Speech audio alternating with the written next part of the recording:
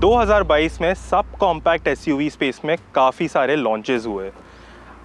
सबसे पहले हमने देखी है ये हमारे साथ जो है मारुति सुजुकी ब्रेज़ा। इसमें एक नया इंजन मिलेगा, डिज़ाइन में काफ़ी सारे चेंजेस है और इंटीरियर में बहुत सारे चेंजेस है। फिर हमारे साथ है Hyundai Venue। इसमें कोई मैकेनिकल चेंजेस नहीं है, बट एक्सटीरियर और इंटीरियर में काफ़ी सारे चेंजेस किए गए हैं। और तीसरी गाड़ी जो हमारे साथ है वो है Kia Sonet, जो कि लॉन्च होने के बाद से अभी तक कोई मेजर अपडेट नहीं आया है।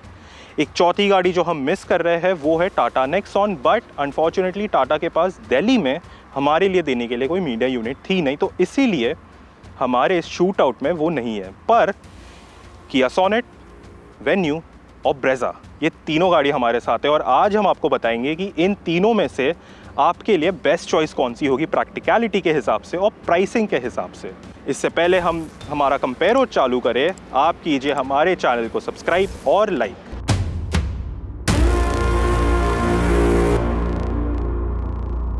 अंग्रेजी में कहावत है कि लुक्स आर सब्जेक्टिव, पर इस मामले में इन तीनों गाड़ियों में से सबसे बेटर लुकिंग कौन सी है, चलिए जानते हैं। मारुति सुजुकी ब्रेज़ा की दूसरी जनरेशन बाजार में आ चुकी है और इसमें कई अहम बदलाव हैं, जिसमें एक नया इंजन भी शामिल है। ये सनरूफ पाने वाली कंपनी की पहली कार है, लेकिन कोरियाई कारों में ये फीचर शुरू से ही दिया गया है, तो कह सकते हैं देर आए दुरुस्त आए। एक नई ग्रिल के साथ ये सब कॉम्पैक्ट एसयूवी काफी आकर्षक लगती है। नई एलईडी हेडलाइट्स और दोबारा डिजाइन किया गया निचला हिस्सा ब्रेज़ा को एक दमदार लुक देता है। पिछला डिजाइन भी काफी हद तक बदला है।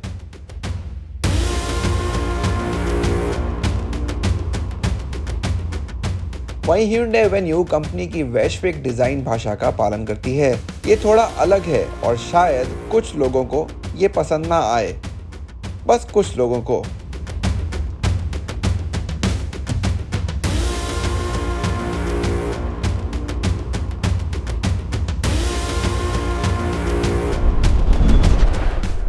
Kia Sonet इस मुकाबले में अकेली कार है जिसे शुरुआत से कोई डिजाइन बदलाव नहीं मिला है।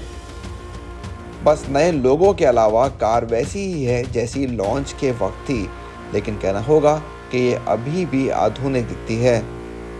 टाइगर नोज ग्रिल, पतली एलईडी हेडलाइट्स और जीटी लाइन के लाल एक्सेंट सोनेट को एक खास लुक देते हैं। ये पिछले हिस्से में कनेक्टिंग लाइट स्ट्रिप पाने वाली सेगमेंट की पहली कार भी थी, जो अब कई कारों में देखी जा सकती है।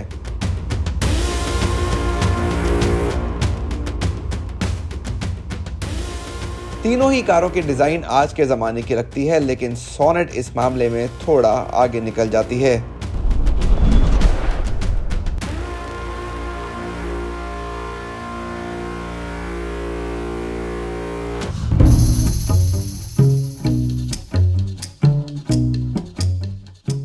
चलिए आइए देखते हैं कि कौन सी गाड़ी में आपको सबसे ज़्यादा और सबसे अच्छे फीचर्स मिलते हैं।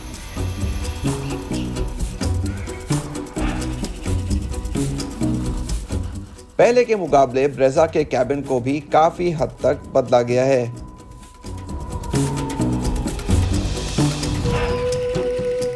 थ्री 360 डिग्री व्यू कैमरा हो या 9 इंच की infotainment screen, Arkamys speaker sound system हो या हेड अप डिस्प्ले, ये आपको अब पहले से ज्यादा पसंद आएगा।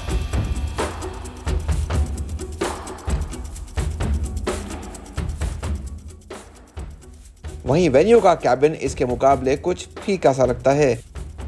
सीट्स ज्यादा आरामदेह नहीं हैं और इंफोटेनमेंट सिस्टम की साइज भी छोटी है।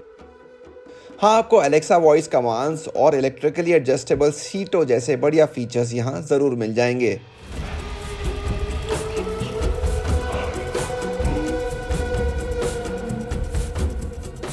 कैबिन के मामले में भी सोनेट तीनों कारों में सबसे बढ़िया लगती है। इसमें लगे बोस के स्पीकर्स सेगमेंट में सबसे शानदार अनुभव देते हैं। इस मुकाबले में वेंटिलेटेड सीट्स पाने वाली भी सोनेट अकेली कार है, लेकिन केवल महंगे वेरिएंट्स पर।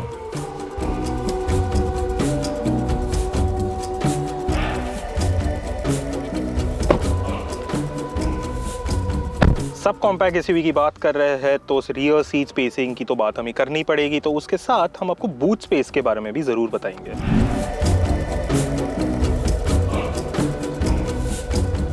नई जनरेशन ब्रेज़ा में आरामदेह सीटों के साथ जगह की कोई कमी नहीं है।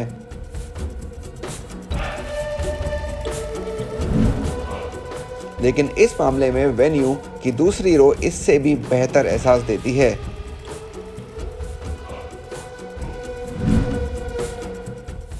वहीं सोनेट की पिछली रो में जगह की कुछ कमी सी लगती है।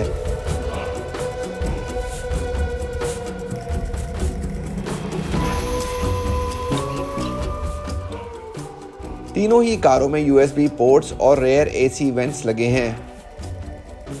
सोनेट के ज्यादा बड़े बूट के बावजूद हमें लगता है कि पहली बार लॉन्च होने के बाद से ब्रेज़ा में बड़ा सुधार हुआ है।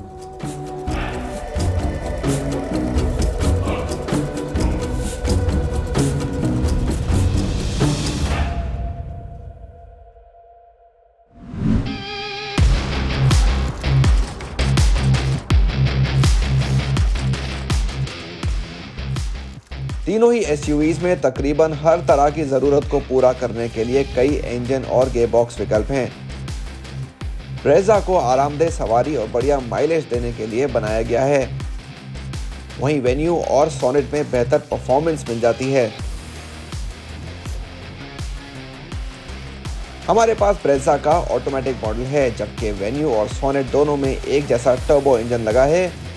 एक में है IMT और दूसरे में है DCT गियरबॉक्स।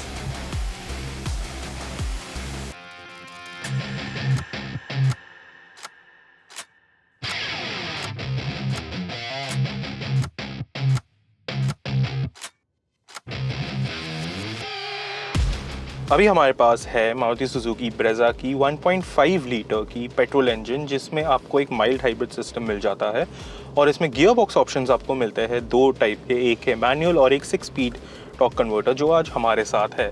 अब अगर हम परफॉर्मेंस वाइज इसको कंपेयर करें कोरियंस के साथ तो ऑब्वियसली ये गाड़ी उतनी पावरफुल नहीं है, ना ही इसकी जो ड्राइव है वो इतनी स्पिरिटेड है, क्योंकि इसको ट्यून किया गया है कंफर्ट देने के लिए। और यही मारुति की मोस्ट ऑफ द कार्स के साथ स्ट्रैटेजी रहती है कि आपको एक कंफर्टेबल ड्राइव दे, तो उस मामले में ये गाड़ी सबसे सही है।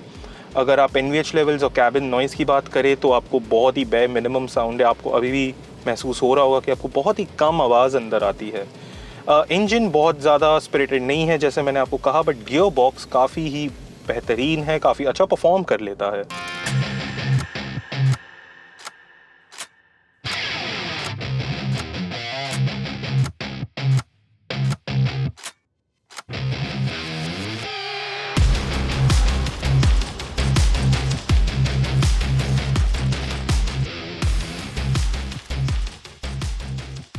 अब इस रिव्यू के लिए हमारे पास Hyundai वेन्यू है turbo charged 1 litre petrol unit में, पर इसमें हमने इस बार चूज़ किया है IMT को, क्योंकि हमारे पास ऑलरेडी एक DCT है सोनेट के साथ, तो हमें हमारे व्यूअर्स को एक पर्सपेक्टिव देना था कि कैसे IMT एक ऑप्शन हो सकता है किसी के लिए भी अगर ये turbo charge petrol unit use करना हो। तो इस गियर बॉक्स की बात करें तो शिफ्ट्स काफ़ी स्मूथ है, आपको बिल्कुल भी कभी भी ऐसा नहीं महसूस होगा कि गियर बॉक्स आपको फेल कर रहा है। इंजन काफ़ी पंची है, बहुत पावर है, ऑफ द मार्क काफ़ी क्विक है, क्विकेस्ट नहीं है बट क्विक ज़रूर है।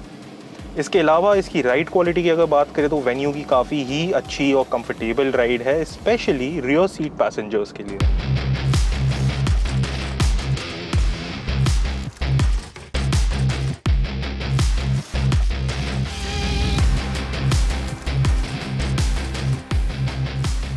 अब सोनेट जो हमारे पास है ये है DCT के साथ, जो 1 लीटर टर्बो इंजन की मैंने बात की थी, तो उसके साथ आपको मिलता है DCT gear box. Up shifts और डाउन शिफ्ट्स इसके स्मूथ है। डाउन शिफ्ट्स में एक इशू है, अगर आप कॉर्नर्स कर रहे हैं तो उसमें डाउन शिफ्टिंग में थोड़ा सा समय लेता है, थोड़ा गियर बॉक्स कन्फ्यूज़ हो जाता है, तो वो एक इशू हमें है। बट इसके अलावा अगर हम इसकी ड्राइविंग की बात करें, हैंडलिंग की बात करें, तो ये प्रॉबेबली इस सेगमेंट की बेस्ट हैंडलिंग कार है, हैंड्स डाउन। मतलब कंपेयर टू द वेन्यू ये गाड़ी से बेटर हैंडलिंग इस सेगमेंट में तो हमें किसी दूसरी गाड़ी में नहीं मिलेगा।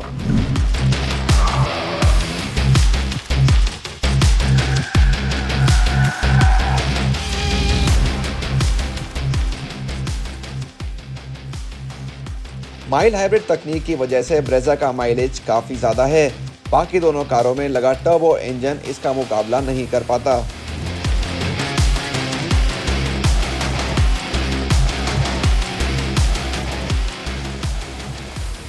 तीनों ही कंपनियों ने कारों में मिलने वाली सुरक्षा पर खास ध्यान दिया है। ब्रेजा पे 6 एयरबैग्स तक मिल जाते हैं, वहीं ABS के साथ EBD और रिवर्स पार्किंग सेंसर्स इसमें स्टैंडर्ड हैं। तीनों SUVs में ESP के साथ हिल होल्ड असिस्ट दिया गया है।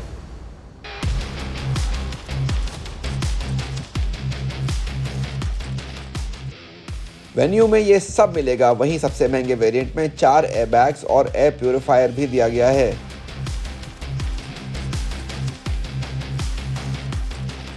सोनेट पर इन सभी फीचर्स के अलावा महंगे वेरिएंट्स पर 6 एयरबैग्स तक मिल जाएंगे।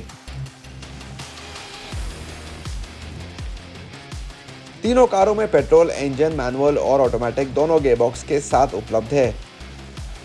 जहां ब्रेजा में एक ही इंजन है, कोरियाई कारों में 2 पेट्रोल के अलावा एक डीजल विकल्प भी है, लेकिन केवल सोनेट में डीजल के साथ ऑटोमेटिक भी मिल जाएगा।